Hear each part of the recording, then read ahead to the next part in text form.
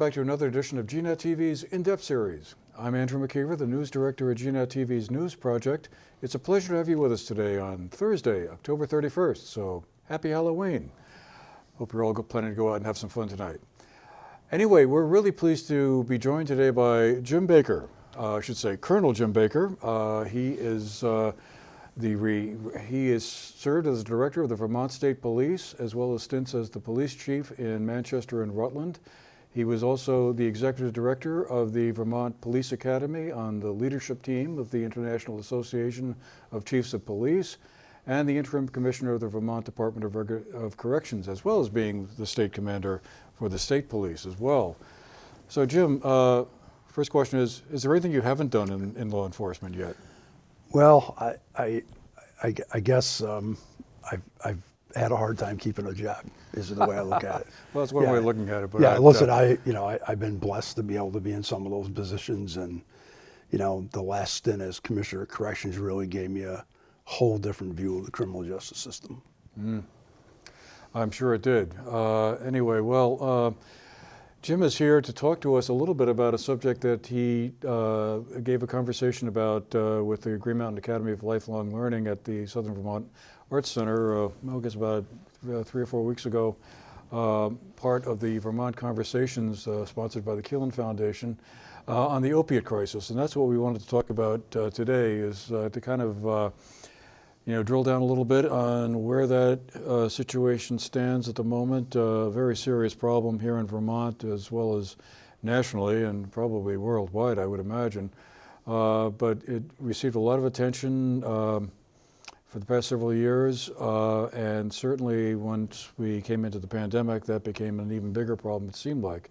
But I guess, Jim, to get us started, I wondered if you could just sort of maybe get us up to speed on what your sense is where the whole opioid issue is at now. Are we starting to see a trend line that maybe gives us a sense that maybe things are starting to improve a little bit, or that maybe things have plateaued and some of the numbers are starting to look a little better, or are we still kind of stuck in a bad place? Yeah, as you know, Andrew, I currently also serve as a consultant to Governor Scott's Public Safety Enhancement Team, and that work has led me to work in several communities in southern Vermont, in the communities, trying to find space to merge public safety and public health, to try to focus on the opiate crisis as well as mental health crisis that then fits into the homeless challenges that we face here in Vermont. I think that to answer your question, to put it into context, overdose deaths are going down. They really did peak during the pandemic. Folks that are much more knowledgeable than I on addiction attributed that to just the isolation that individuals who struggle with addiction found themselves. And when you take a look at the data around where do you find people who overdose and die, a lot of times they're by themselves. Those numbers are starting to go down, but I would caution people that everything's about context. And I think part of the reason why the numbers are going down, and this is just my experience of working with communities, is because the harm reduction position and strategy that was taken in Vermont, primarily through the Vermont Department of Health, has created a situation where we're able to get people revived as a result of the availability, for example, of Narcan. And the medical response is better for people who overdose. But I would probably not want to venture a guess that we've peaked yet as far as the challenges around the addiction issue. I wonder if we could kind of walk it back a little bit and kind of look at how this all got started. I mean, heroin use has been, a problem ever since I can remember as a young kid. I mean, hearing about it, and it was considered very bad, but it didn't seem to be as big of an issue then, or maybe I just wasn't as aware of it. But it seems like in the last, let's say, 25 to 30 years, that kind of took off and kind of went to another level. I mean, was it fair to say that the pharmaceutical companies that were urging hospitals to use opioids as a pain management mechanism really have a lot to blame for the current situation, or is that an unfair accusation? No, I don't think it's unfair at all. I mean, the farmer Purdue, one of the biggest producers of OxyContin, has paid millions and millions of dollars in fines. The company was found criminally liable for false advertising around OxyContin at the time. Now, with that said, stepping back from that, I think there's a lot of things that went into finding where we are now, which is synthetic opioids, fentanyl, and the production of fentanyl. And really, at the end of the day, I'll boil it down and make it really simple, that this distribution of product that leads to the level of addiction that we see, which creates a level of chaos in communities that really scares people who live in communities, like open drug use, people hanging in spots, public green space, which have in some cases been taken over by individuals who suffer from addiction. At the end of the day, you heard me say this the night I did the presentation at GMAL. It's a very basic supply and demand model. As long as there's demand, there are criminal organizations that are going to supply the product. And they are going to constantly look at their business model to try to determine how to keep that profit margin going, which now that we're on synthetic opiates, it's a lot easier for these organizations to make synthetic heroin, for lack of a better term, opioids,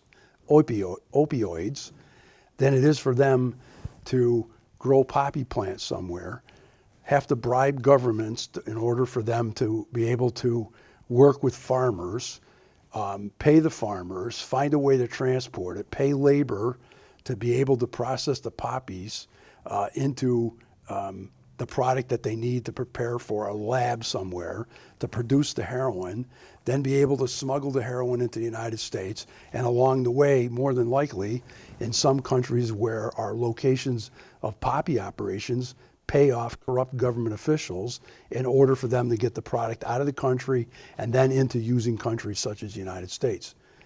The synthetic process is a lot easier because you're talking about chemicals. And we all know that a lot of those chemicals originate in China. And the United States government's put a lot of pressure on China to try to cut down on the exporting of those chemicals. But there's still a level of corruption. But there's less steps in that, which enhances profits. And we know that the synthetic opioids, some people will tell you anywhere from 20 to 50% more addictive than what powdered heroin was that you would have saw 10 years ago coming into the state of Vermont. So, yes, the pharmaceutical companies, 1986, Farmer Purdue introduced OxyContin into the market with a very clever marketing scheme that eventually accreditation organizations such as JACO created guidelines, and anybody that's been to the hospital will remember this. They treated pain as if it's one of the equivalent of breathing and bleeding. So if you remember going in to an emergency room, and one of the questions they're going to ask you is your pain level. What's your pain level of a scale 1 to 10? That was all part of a marketing process to be able to treat pain.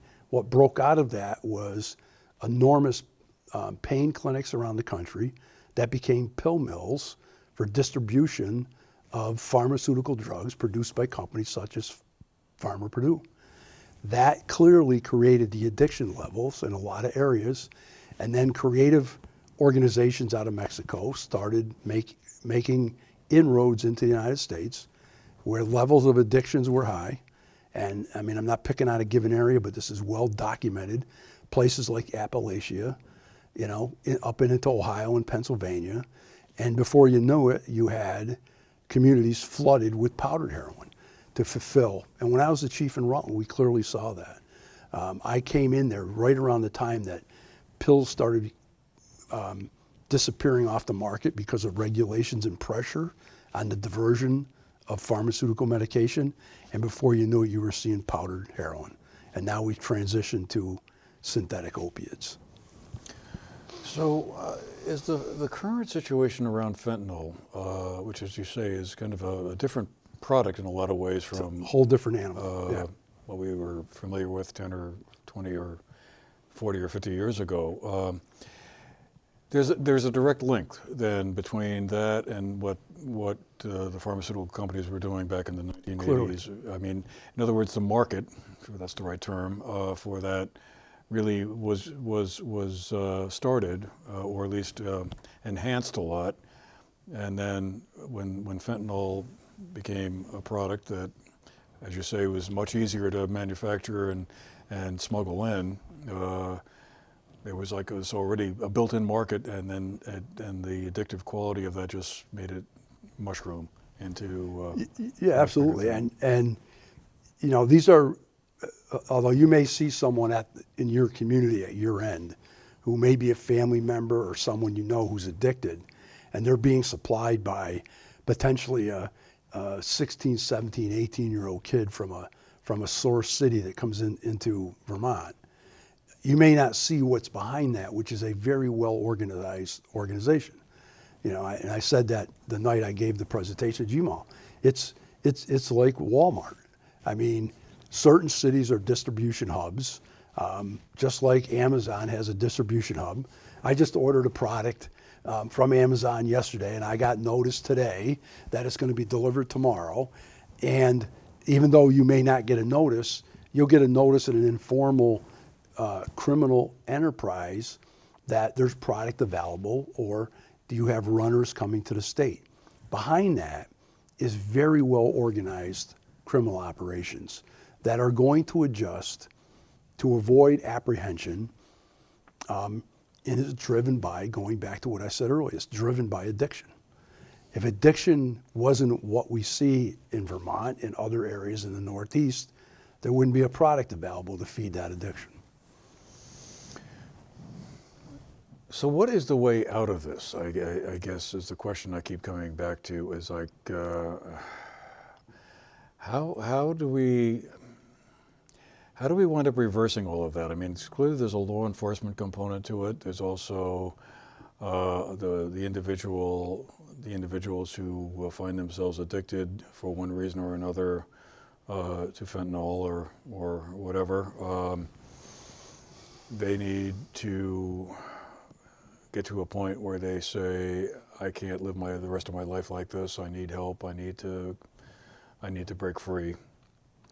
But it seems like an extremely complicated problem where there's no obviously one easy answer. Very complicated. Mm-hmm. Yeah, I think, you know, and again, and you heard me say this, and I'll say it for the audience here. My frustration being around this business for now going on 50 plus years, and I've seen us morph from one addiction to another. You know, back in the day when I worked undercover for the state police in the 80s and 90s, it was powdered cocaine and crack cocaine. And we've morphed from, you know, one product to another. You know, we've had the conversations about legalizing all drugs. You know, we have in Vermont and other states now a legalized marijuana market. Back in the day when I was working undercover, marijuana was illegal. We did a lot of cases with people that were trafficking in marijuana.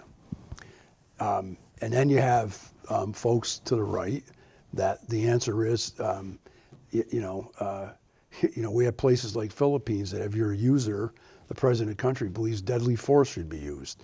I mean, I'm not saying people in this country believe that, but on a national or on an international market, the thinking goes from total legalization to unmerciful handling of individuals who are addicted because they think that will deal with the demand side.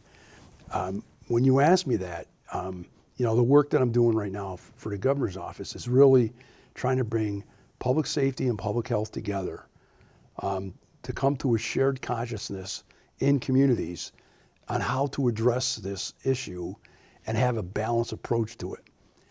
Anybody that knows someone who's addicted to opiates, and you know, now we have things like ketamine and other mixtures of drugs that are causing major medical problems for folks who are addicted.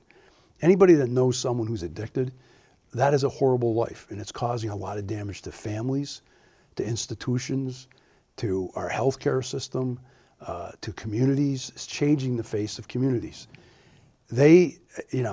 I've talked to a lot of folks that are addicted, my times at corrections, the work I'm doing now, people who are in recovery. It's not a life that they chose. And the stigma of that addiction issue leads people to believe that people can quit at any point in time. And it's just not true.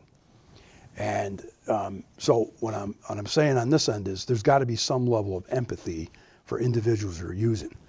On the other side of it, those parties that are in the business for the sole purposes of damaging communities and individuals by the trafficking need to be dealt with the criminal justice system. But there needs to be a merging of public safety and public health on how we make this approach. Instead of applying harm reduction to individuals as an answer, as a total answer, that's not changing the demand. And as long as the demand is there, people are going to keep coming with product. Now, I often say, when I have these conversations with public safety and public health people, if I say to a public health person, what's your definition of harm reduction? They'll talk about harm to the individual. When I talk to law enforcement and public safety officials and town managers and mayors, when I say to them harm reduction, you're talking about harm reduction to the community. There's a lot of damage being done to the communities as a result of the number of folks who are addicted that are causing chaotic behavior in communities. And so for me, if you're over here and you're addicted, there has to be a level of empathy. And I heard somebody in long-term addiction say this about a month and a half ago, and it has stuck with me. There has to be a level of empathy for those folks, but they also need to be held accountable for their behavior. Addiction is not an excuse for behavior that harms others. And so empathy without accountability is enabling. And I think we've had a problem understanding that, from my view, for a number of years, that we think if someone's addicted, then the rules may not apply to them. And that lack of accountability has put us in a position where folks are now entitled to believe that they shouldn't be held accountable for their behavior. We're not talking about for their drug use. We're talking about their behavior that's damaging communities. And again, I don't want to single communities out, but we all know this. I think Burlington would be an example of that in the state of Vermont. Why? Because they took a softer, easier. I'm not. When you say approach. they, I I think I want to be careful about they. I think what happened is this swing from complete harm reduction to, you still hear people talk about the war on drugs. If I get really frustrated about one thing, it's when I hear somebody say, the war on drugs didn't work. Well, we know that. And I don't know an effective law enforcement leader that's in the middle of this challenge that ever whispers the words war on drugs. That is a long gone understanding, and the research is very clear that it's a combination of public safety and public health in order to address it. And it's addressing one person at a time, behavior in a given location, and holding people accountable for the damage they're doing to the community.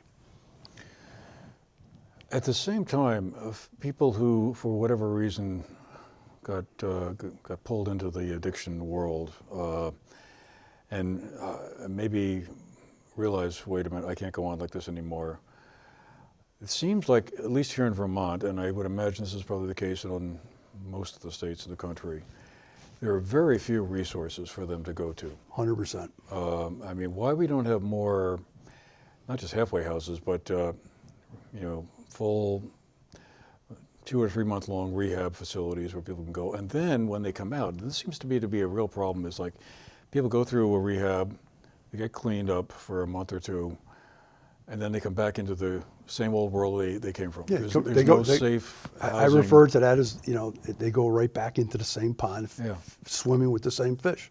And the same result is going to happen. Yeah, I think, so Andrew, the work that is being done by the Governor's Public Safety Enhancement Team, which is the leadership of the various departments in state government that I provide consulting services to, are really focused on these kind of issues. thinking outside the box on how you look at long-term recovery. Because one of the things that a lot of times doesn't get talked about, and here's a shout out for organizations like Turning Point in Bennington. The work that they do is incredibly important, because staying sober and staying drug-free is a real challenge for people in long-term recovery. And there is not enough. Now, fortunately, the work that we're doing is starting to identify, like, Bennington's gonna have a sober living house for women. They're gonna have a sober living house for men. Some people may say, well, that's coddling and tax dollars going to that. These are well understood principles that keep people sober and get them back on their feet to be productive. You and I were talking about this before we came on, right?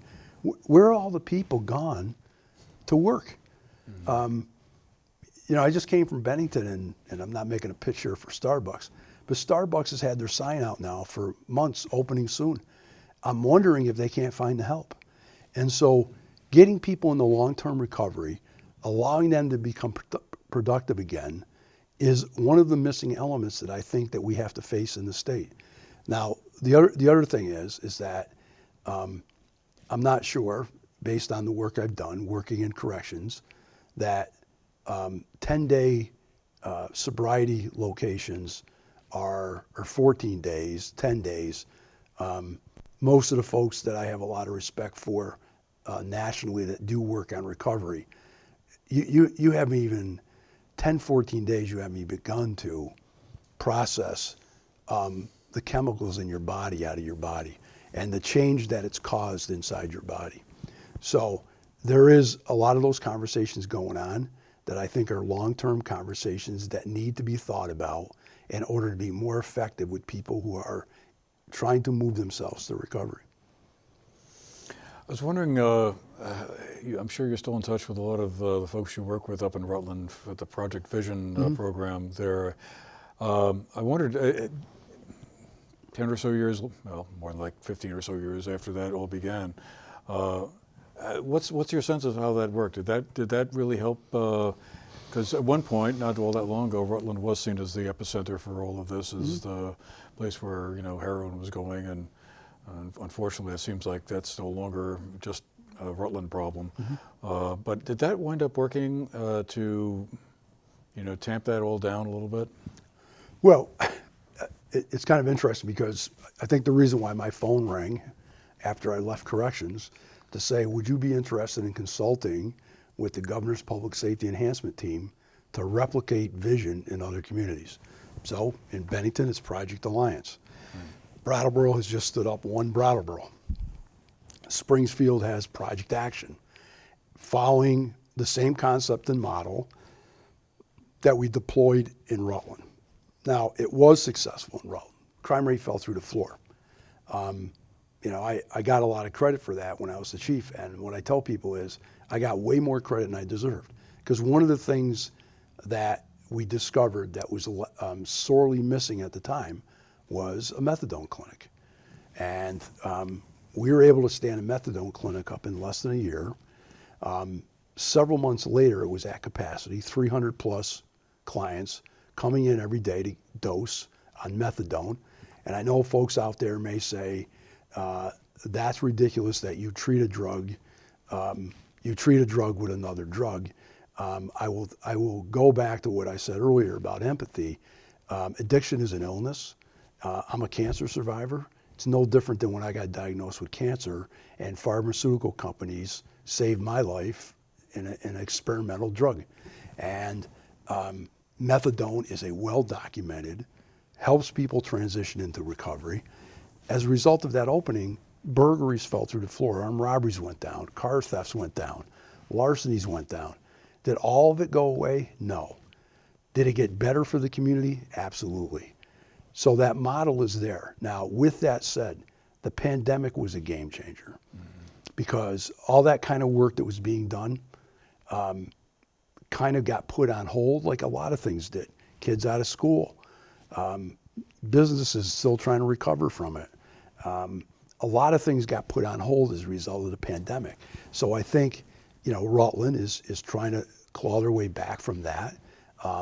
At the same time that this synthetic opiate, fentanyl, took off at 50% more of an addictive rate than powdered heroin.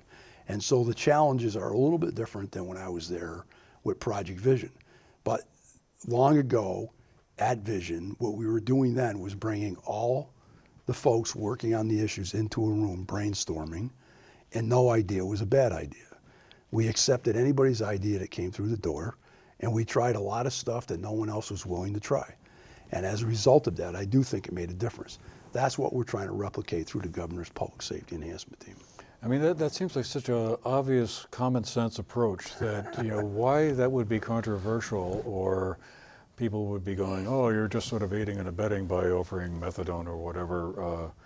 It's bewildering to me that, why don't we stand up organizations like that in every community that's struggling with this, and not just a little, small operation with 5 or 6 beds for people, but really something that is commensurate with the scale of the problem. Yeah, well, because it's the stigma, right? It's like people who are, especially in the situation we're in now with fentanyl, and it's laced with xylazine and other drugs that are really causing a lot of problems. It's scary to people, and it's easy to kind of say those people, those addicts.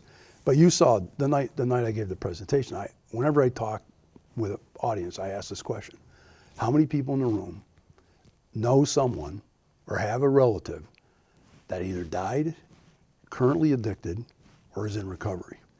And it's getting, what used to be a third of the room went to half the room to pretty much 3/4 of the room now. So the stigma piece, it's a lot harder to stigmatize someone who's addicted when it's your kid. And so I think that's changed a little bit. I think the other point I want to make, Andrew, about Project Vision, which is what we're trying to replicate in the other sites, it is more than just a bunch of people getting together, like batting ideas around. It's really a data-driven model that focuses on chaos and disorder at a location, identifying the behavior, and identifying the individuals who are causing that chaotic behavior at a given location, and doing interventions with either, sometimes it's criminal justice intervention, sometimes you just need to be arrested. Other times you can bring in, mental health support, or get them a hot meal, get them hooked up with a service that will start building a relationship with them to move them to treatment and recovery. In the minute or so we have left, I'm going to ask you a question that's probably going to take a lot longer than a couple of minutes to answer fairly, but just looking at the law enforcement side of it, policing, what more supports do police and law enforcement need in order to kind of really get on top of apprehending, either whether it's just some teenage drug runner or a mule, or the brains behind the operation, for lack of a better term? I mean, is it a lack of resources that police departments have, or federal agencies have, to intercept this stuff, when it's either being imported in, wherever that happens? And I think there's also a misconception about how it does get here. I mean, it's not just on the backs of immigrants who want to. That's true. It's coming in on trucks that are carrying plenty of other things. It's not just folks who are trying to cross the Rio Grande with a backpack. Right, and some of that happens, but it's not. Yeah, but that's not the primary business model. But is law enforcement just handicapped by just a lack of resources and manpower to kind of go after people when they get a sense, okay, this guy over here looks suspicious? I'll try to make this concise. And I realize that was a complicated question. First of all, it was the perfect storm, because with the pandemic, as we talked about earlier, at the same time, like every other profession, doctors, dentists, nurses, social workers, law enforcement's numbers are down. They're having a hard time recruiting. So you have that number of recruitment down. At the same time, in Vermont, we've seen an increase in violence as a result of the drug trade. What used to be homicides in Vermont, every year, a majority of them were tied directly to domestic violence. What we're seeing now in Vermont is a shift towards violence that's directly related to the drug trade. So all you got to do is look up Route 30. 2 years ago, that 17-year-old young man from the Springfield, Mass area shot and killed. State police just arrested a 20-year-old in Waterbury from Springfield, Mass, involved in a shooting. So the resources for, in this case, the state police are getting diverted to those major case investigations. At the same time, they're carrying enormous vacancies in the department they can't fill, and it's priority setting. So if you've got a homicide and you've got to send resources there, chances are that's less time out doing other work. And so I think law enforcement in Vermont, I always have thought this. I mean, that was my roadway. They do incredible work. And they do need more resources to identify those organizations, to shut them down, at the same time that you're trying to cut down on the demand for the drugs. Because it's almost like running on a treadmill. If there's major demand for the drugs, you can keep arresting people that are transporting and distributing drugs. Other people are going to take their place. Just entered into a conversation with a social services organization in Springfield, Mass, talking about the impact of this trafficking coming to Vermont and the number of young adults and older teenagers who are involved in this, who are all carrying firearms. And so that's the demand driving that. I mean, they're going to keep coming with those guns and product as long as there's demand here for it. That doesn't mean you ignore these folks and let them bring that kind of fear to our communities. You have to have an enforcement piece for that as well, if that makes sense. So I think, again, the pandemic, the lack of the ability to fill ranks, and other stuff that I talked about as a result of the pandemic is the perfect storm, and it accelerated the addiction level.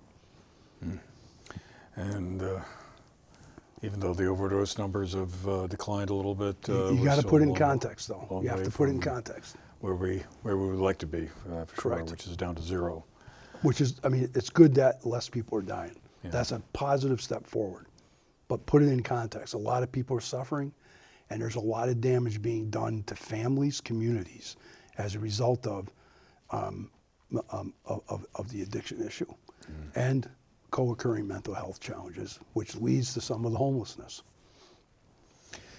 So this is a complicated subject. We could easily spend another half an hour talking about, Not going to be fixed. Jim. Not going to be fixed today. But, yeah, and a very sad one too.